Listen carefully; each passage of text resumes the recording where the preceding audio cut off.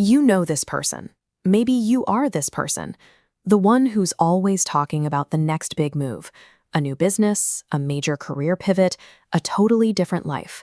But watch closely, and you notice something strange.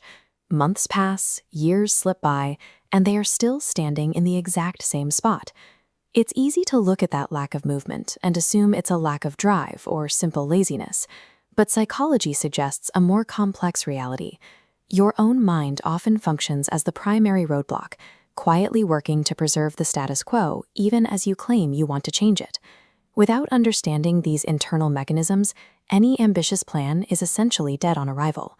Stagnation persists because the brain's internal reward system has misfired, rewarding the thought of progress rather than the progress itself. Every failed ambition starts with phase 1, the creation of a massive, sweeping goal. Ideas like, I want to achieve financial freedom, or I want to be successful. This flowchart tracks the biological reaction to broad visions. Imagining the end result triggers satisfaction hormones, creating a closed reward loop. Because the brain received its chemical paycheck, the urgency to act vanishes. The mind feels the task is done before the body moves. These abstract images also create a behavioral command deficit.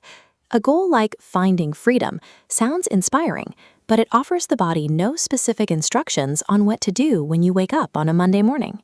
In this initial stage, the daily dopamine hit from mental planning effectively blocks the path to physical execution. That leads to phase 2, the paralysis of waiting for the perfect emotion. This is the period where a person delays starting because they are waiting to feel sufficiently motivated or ready. Psychology shows that readiness is a byproduct of action, not a prerequisite for it. Waiting for the right mood creates a cycle where your progress is at the mercy of your daily feelings. Dreamers often exhaust themselves by overthinking every step and every single possibility. By the time the opportunity for work arrives, they've already burned through the mental energy required to perform it.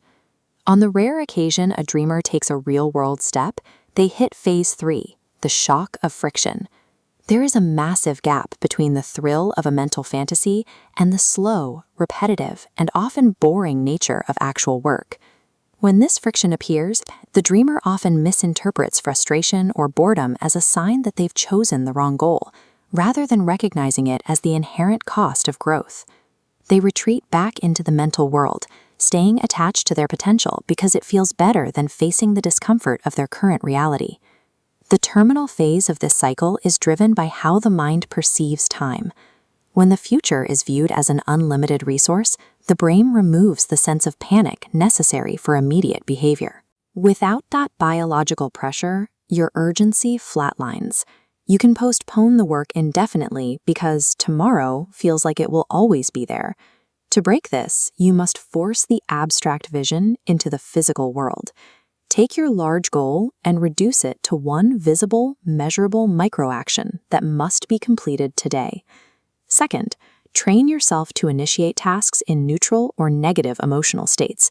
You have to disconnect your output from your mood until action becomes an automatic response.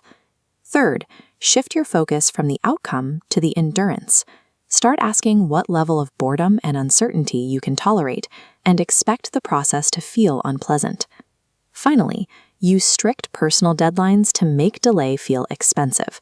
You have to create a situation where the psychological cost of waiting is higher than the cost of doing the work. Real change is built by the ability to keep going when the results are still invisible. You have to decide if you are actually building a new reality or if you are just addicted to thinking about it.